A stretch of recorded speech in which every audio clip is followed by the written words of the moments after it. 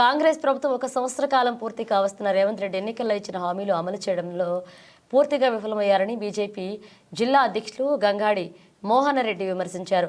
1-2 ప్రారంభించిన 6 గ్యారెంటీలు అమలు చేయలేకపోయారన్నారు. గత బీఆర్ఎస్ ప్రభుత్వ పాలన ఏ విధంగా ఉందో అదే విధంగా కాంగ్రెస్ పాలన ఉందని ఎద్దేవా చేశారు.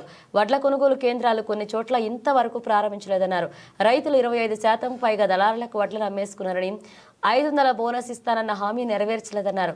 మహిళలకు ఇస్తారన్న హామీ కళ్యాణ లక్ష్మి, సోలం బంగారం ఇస్తానన్న రేవంత్ రెడ్డి ఇంతవరకు ఇవ్వలేదన్నారు. మోదీ ప్రభుత్వంలో దేశాన్ని ముందుకు తీసుకువెళ్తే రాష్ట్రాన్ని రేవంత్ రెడ్డి వెనక్కి తీసుకువెళ్తున్నారని దుయ్యబట్టారు. ప్రధాని మోదీ, కేసీఆర్ అనుచిత వ్యాఖ్యలు చేస్తే ప్రజలు ఏ విధంగా బుద్ధి చెప్పారో అదే బుద్ధి రేవంత్ రెడ్డికి చెప్పారన్నారు. సిద్దిపేట జిల్లా గజ్వేల్లోని ఓ ప్రైవేట్ ఫంక్షన్ హాల్లో ఏర్పాటు చేస్తున్న మీడియా సమావేశంలో వారు మాట్లాడారు. కాంగ్రెస్ ప్రభుత్వం ఏడాది పాలన పూర్తి చేసుకున్న సందర్భంగా ఇలా కాంగ్రెస్ ప్రభుత్వము రేవంత్ రెడ్డి ఎన్నికల్లో ఇచ్చిన హామీలు, ఆ హామీల అమల్లో పూర్తిగా ఇలా కాంగ్రెస్ పార్టీ విఫలం చెందింది. 6 గ్యారంటీల పేరుతోని 420 హామీలతోని ఇలా ప్రజలను మభ్యపెట్టి కాంగ్రెస్ పార్టీ అధికారంలోకి వచ్చింది. కానీ ఇలా గ్యారంటీల విషయంలో, హామీల విషయంలో ఏ ఒక్క హామీ కూడా ఇప్పటివరకు కూడా పూర్తి చేయలేదు.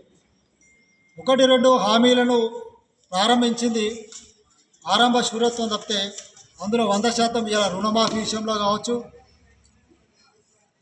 లేకుంటే నిరుద్యోగులకు ఉద్యోగాలు ఇచ్చే విషయంలో కావచ్చు, ఇక మిగతా విషయాలలో ఎక్కడ కూడా ఉచిత బస్సు తప్ప ఈయన ఏ హామీ కూడా ఇప్పటివరకు అమలు చేసిన పరిస్థితి మనకు కనబడతలేదు. ఇలా గత బీఆర్ఎస్ ప్రభుత్వం 10 ఏళ్ల పాలన చూసినాం. గత బీఆర్ఎస్ ప్రభుత్వం 10 ఏళ్ల పాలన ఏ విధంగా ఉండేనో ఇలా రేవంత్ రెడ్డి పాలన కూడా ఇలా కాంగ్రెస్ ప్రభుత్వ పాలన విధంగా అదే విధంగా కొనసాగుతూ ఉన్నది. ఇలా ప్రజలకు ఇచ్చిన హామీలను ఒకవైపు ప్రజలు అడుగుతూ ఉంటే ప్రజల అటెన్షన్ డైవర్ట్ చేస్తూ ఇలా ప్రజలకు అవసరం లేని విషయాలను ఇలా ప్రజల ముందుకు తీసుకొచ్చి ఈరోజు ప్రజల అటెన్షన్ డైవర్ట్ చేసే ప్రయత్నం చేస్తూ ఉన్నాం.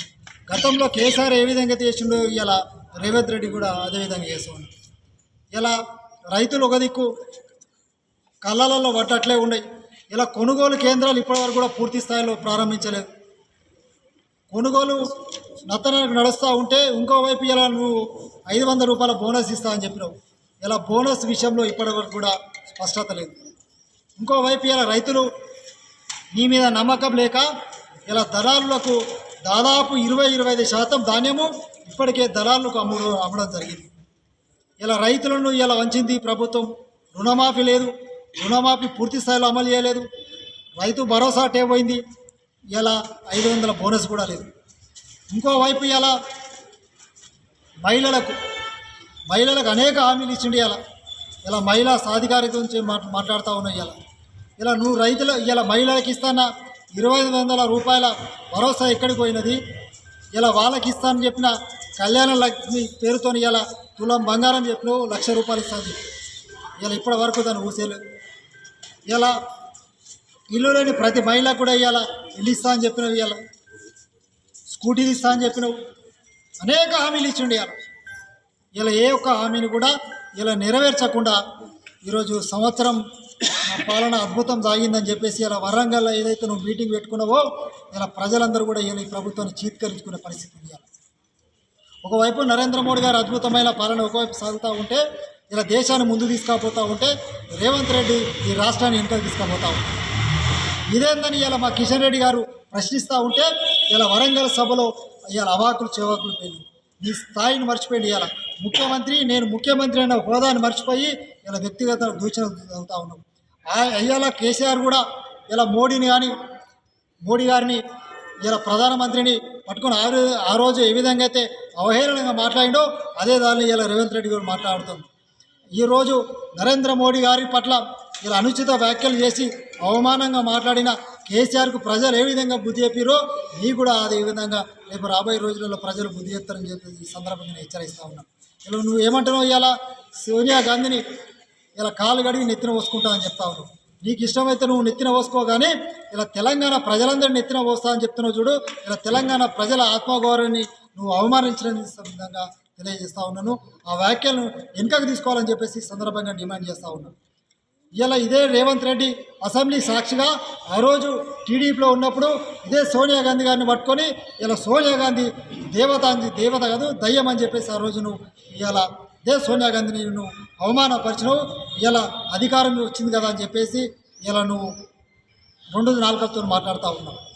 ఈరోజు నువ్వు ఈ స్థాయిని మర్చిపోయి ఇలా కిషన్ రెడ్డి గారిని నువ్వు ఏదైతే విమర్శిస్తూ ఉన్నావో ఇలా నువ్వు ఖచ్చితంగా దానికి ప్రజా క్షేత్రంలో నువ్వు సమాధానం చెప్పాల్సిన అవసరం ఉంటుంది.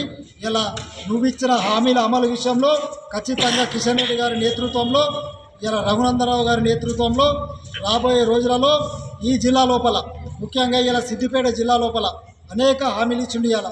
ఇలా సిద్దిపేట జిల్లా మొత్తం కూడా సంవత్సరం కాలం పూర్తయితా ఉన్నది. ఏ ఒక్క హామీ కూడా ఇలా నువ్వు అమలుకు నోచుకోలేదు. ఇలా ఇందిరమ్మ ఇండ్లు రాలేదు, ఇలా కళ్యాణ లక్ష్మి చెక్కులు రాలేదు, తులం బంగారం రాలేదు, 2500 రాలేదు, నువ్వు ఇస్తాన 4000 2000 పింఛను 4000 రాలేదు, ఇలా రైతు భరోసా లేదు, ఇలా 500 బోనస్ లేదు. ఇట్లా చెప్పుకుంటూ పోతే ఒక దినమంతా చెప్పొచ్చు నీ వైఫల్యాల గురించి.